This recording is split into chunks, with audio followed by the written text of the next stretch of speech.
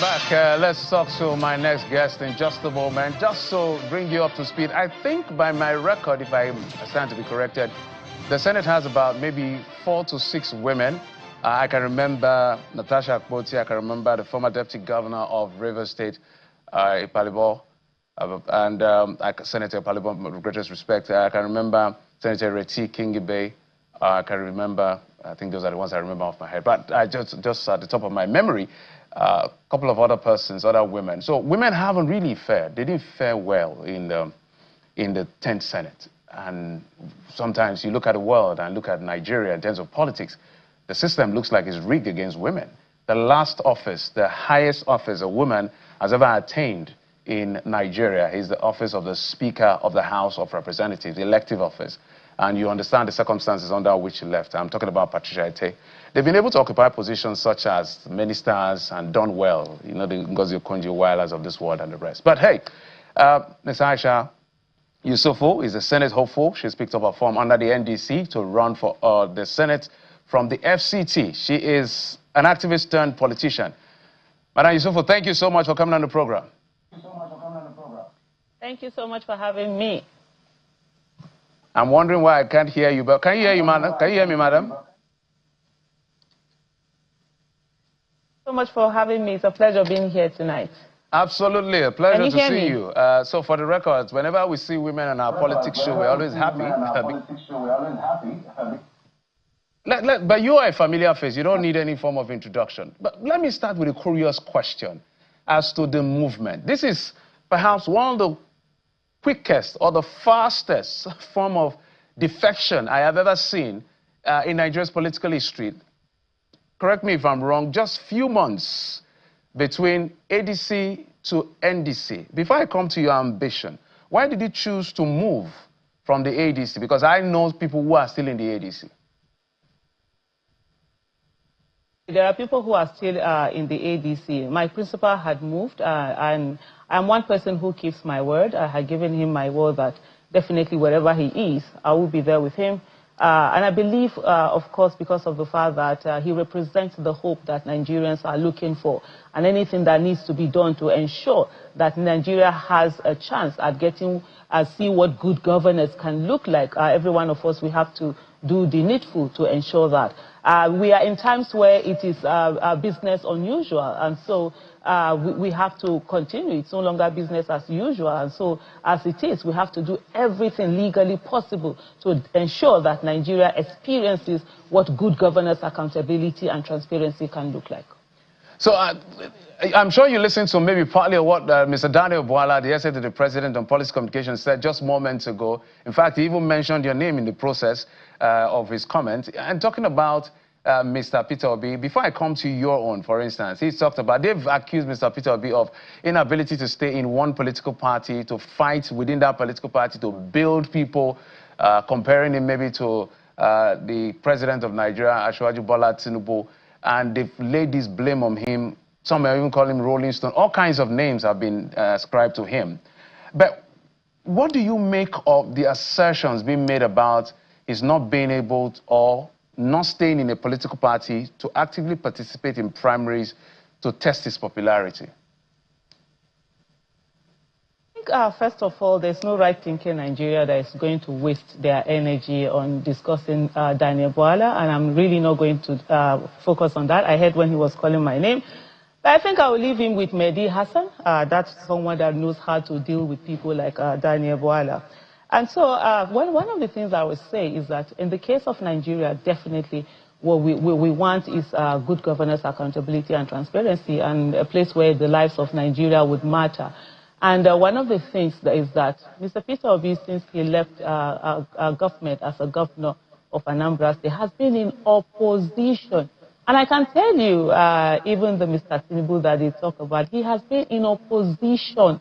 When I remember there's a particular tweet of mine that they're very fond of bringing up when I said he's the father of opposition. And yeah, I mean that because he stayed in opposition until he was able to get into office, his party were able to get into office in 2015. But that doesn't mean that he stayed in one party. Definitely, I think, if I'm not mistaken, from the AD to the ACN, some even have some that they put into APC. So that's changing of party. But like I said earlier, for me, my focus really is on discussion that is going to move Nigeria forward. I'm not going to waste my time discussing anything that Daniel Bwala says. I mean, nobody takes Daniel Bwala serious. That's the worst. Yeah, I'm sure he will hear what you said now, and he's going to reply maybe on Twitter or some other place. But let's stay with you for a moment. Let's talk about your ambition. Why you chose to leave activism and decided to get involved in politics. It's a bit curious. Yeah. So one of the things that I realized is that with activism, you understand, I use my constitutional right to be able to talk about issues and point out the problems that we have. And it has gotten to a place from 2018 that I realized that as long as I sit back and just focus on just discussing the problems or pointing out the problems, those who are in office who go in, have the constitutional authority, it depends on whether they listen or they don't listen. And what we have in Nigeria is that usually they don't listen. And for me, I'm seeking for constitutional authority to then be able to profile solutions to these problems that I'm looking for. So it's one thing to keep making demands on people who usually don't even bother to listen. And one of the things for me I do realize is the fact that activism and politics, the end results are the same. It is the process to which you get to the end result that differ. Those in activism, it's for the greater good. They make demands. While those in politics, which is also supposed to be for the greater good, they solve that problems looking at those demands. But unfortunately in Nigeria, the Nigerian brand of politics is a politics that is not seen for the greater good, but for a few who think that it should be about their personal interest. So there's a convergence between activism and politics. And by the way, I'm not leaving activism. I'm not leaving advocacy. I'm taking advocacy into politics. And you talk about the National Assembly. That's where the real activism should all be about. We saw the debacle that has been going on within the National Assembly. People just sitting down, changing the rules. The standing rules are just changed anyhow, can be changed by anyway. So it's all about activism. And you find out that when you talk about the legislative arm of government, it is the one that's supposed to be the representation of the people's voices, holding executive accountable, ensuring that people that are nominated before they are confirmed that they are truly people that will work for Nigeria. So there is so much within that. And for me, I'm not leaving advocacy or activism. I'm simply taking advocacy and activism into politics. And outside, yes, I do have a voice, but inside, I'll be able to do a whole lot more in terms of ensuring that the solutions that we need, we get to them. Madam Aisha, politically, are you aware of what you're up against in the FCT? So what am I, like in what sense? The contest that you're getting involved in. Say you get the NDC ticket to represent the party nominated by the party. I think I also understand that Ireti Kingibe, I don't know whether she's contesting, perhaps, let me assume she's contesting, there is that one, the senator, she's still serving. And then there is Philip Aduda, who has been endorsed by the FCT minister, who says he's going to send Senator Ireti packing from the Senate. So how do you want to bulldoze through somebody like Nyesom Wike? That's exactly my straight question. Well, the thing is that Nyesom Wike knows where he's from. The blood that flows through there. If he thinks he has coconut head, every one of us will all have it. And nobody has, monopoly of any howness. I don't think I look like someone who is a walkover to anybody. And definitely. And so in terms of, one of the things I also know about the politics of Abuja is when it comes to the general election, Abuja residents are very, very firm in their decision and they choose who they want. Nobody has a right to come and impose anybody on us in Abuja. It's choices that are out there. There's no coronation in Abuja. Abuja is not the place where someone, there's a coronation and a crown is put on someone's head. It's the choices that are there, and there's the people who definitely make those choices. One thing I will tell you, for me, I will not do any illegality. I'm not going to steal anybody's vote or rig somebody's vote or carry somebody's vote. If anybody there, they give me vote. If I'm able to get, first of all, it's to even get my ticket. My party, I get able to clinch the ticket. And then we get to general election and somebody says that they are coming to rig the vote that they've given me. We died there that day. That day they will know, say, when they go low, I will go underground. You understand? Like I said earlier, there's no monopoly, to madness or to any howness. But for me, it's about looking at how legislation, we affect, we develop Abuja, and how we can do so much better. I do know there are some issues here and there that have been said by Mr. Wiki, but hey, I'm Aisha Yesufu. I'm not a walkover. I like the confidence. But let me move away from the politics for a moment. I'll come back to it. Given the last area council elections, and we saw the result that played out, let's talk about what exactly do you intend to address in the National Assembly? Because it's been very challenging. It's a challenging space for women to have expression. I'm not saying they are against women, but you understand what I mean. To be able to have your head above the water in this kind of political season, a patriarchal society like ours, is a tough job. So if I asked you 1, 2, 3 things that you sat down and said, I'm going to go to the Senate, and this is why I want to go to the Senate, especially for the people of Abuja. I know it's not campaign season, but just let me give you that benefit of that. What will it be?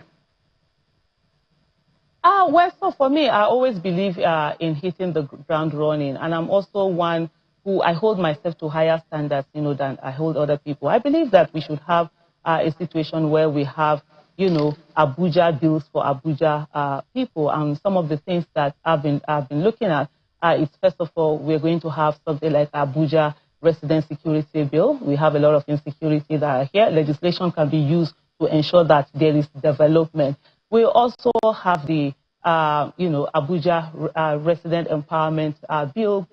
We have the Abuja infrastructure bill. We have the Abuja education bill. In terms of this, is where we have a situation where there's disparity in terms of education, children of the poor and children of the rich. There's a way we can legislate and ensure that every child is able to get that education. I know some people will say, oh, this is not justiciable, but there's a way that you're having certain percentage as we go on into the bill to work out the modality of how it will be done to ensure that every child, whether they live in Kwali or they live in Maitama, they are able to get, that education. There's also the FCTA accountability bill that for me is something that I would like to see passed.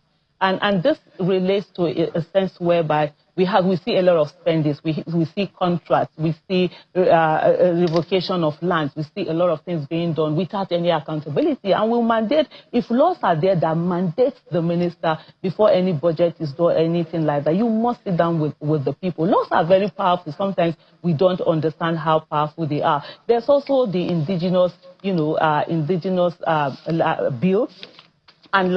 indigenous rights and land protection bill that will also be that. We've seen a situation whereby people are losing billions of naira. Yes. There are also reports that we've heard. But Aisha, let me comment. Let me comment. A lot of things you said, if I may butt in, because of time. How would businesses thrive in Abuja? Can you hear me, madam? Plants are being demolished left, right, and center. Somebody just wakes up because he. Let me come in if you can hear me, madam. If you can give me a moment. And nothing, are being done about it. There are about 7 bills for me that have already lined up, and these are bills, specifically for Abuja people. All right, let me go back. Let me go back to the politics if you can hear me. Assembly, so sometimes we're not able to pass. There are certain bills, just to round up on this, to say that we should have Abuja bills for Abuja people. In closing, I was beginning to wind down. Let me, because some of these things are easier said than done. Senator Reti Kingibe, for instance, she's had a running battle with the FCT minister. I don't know whether they've resolved their issue. As we speak, I think the Senate just passed a 2.2 trillion naira budget for the FCT, if I read that correctly. So big money in the FCT for spending, and then we can look at all other things. So in building a relationship with the history you have seen with Senator Reti Kingibe, for hypothetically, if you knock her off her seat, and if you beat somebody like Senator Duda, for instance, how are you going to be, if Minister Wike is reappointed, if President Bola Tinubu wins, how do you want to deal with him? Why is the choice to bring in Senator Duda? I'm talking about Minister Wike, not Duda. But let me tell you something. Let me say, as a representative, my business is not to go there and fight anyone, but anyone that comes at me, I'm going to sit down and protect my people. My own as a representative is to fight for my people and ensure that they have better life. For example, the Abuja security bill that I'm talking about, to address the issues that we have and mandate certain things, community policing. We have a lot of people who are afraid to go to their houses because Madam Aisha, if you can hear me, my apologies. I think you didn't get my question. If you can hear me, can you hear me? Better for the Abuja people. I'm not interested in going to Senate to go and grandstand and be fighting with a minister. What's my business? My business, as much as possible, is to Madam, if you can hear me, I said that the honorable minister had battle with a sitting senator for a while over community issues, accountability issues, and I heard you. Part of what you read had to do with accountability for the people, in the interest of the people of the FCT. And I'm hypothetically saying, if he returns as minister, given his kind of person, how do you want to approach to be able to hold him to account for the people of the FCT? If you can wrap up that question. To you, I'm looking at a bill, the FCTA Accountability Bill, the Federal Capital Territory Administration Accountability Bill, that then holds, the minister to account. Because right now what you have is that we have a minister of Abuja who has been given unfettered powers, almost limitless power to behave anyhow and do anyhow. But laws can be done, and so that will be with me and at the Senate and at the National Assembly, ensuring that these laws are passed in favor of Abuja people. First of all, remember, we don't elect our own, the executive, the highest executive officer in Abuja. We don't have a mayor. Having a mayor is also one of the things that, for me, I will focus on ensuring if we're able to get laws passed on that, on not having that. So if you have a bill, so it doesn't have to do with the minister. It has to do with my fellow, by the grace of God, that will be my fellow lawmakers in passing the bill. If you have a bill, a legislation, you understand, a codified law that limits the powers of the minister in a way that makes him transparent, in a way that makes him accountable to the people, then the minister has to be accountable to the people. We don't have that right now, and that's the problem we are saying. So it's not a minister that passes law. It's my fellow lawmakers, by the grace of God, that we will be working together. I thought you'd be asking me, how do I lobby them to... Some of the assertions you've made about him and his person. But I must thank you. Aisha Yesufu, we wish you the very best on your aspiration. Today I decided to play cool and stay with the aspiration because we need to support women. We wish you all of you the very best. Aisha Yesufu is an activist turned politician. Support accountability. You need to support competence. Thank you. Thank you very much. Thank you. I appreciate it. Thank you for coming on the program.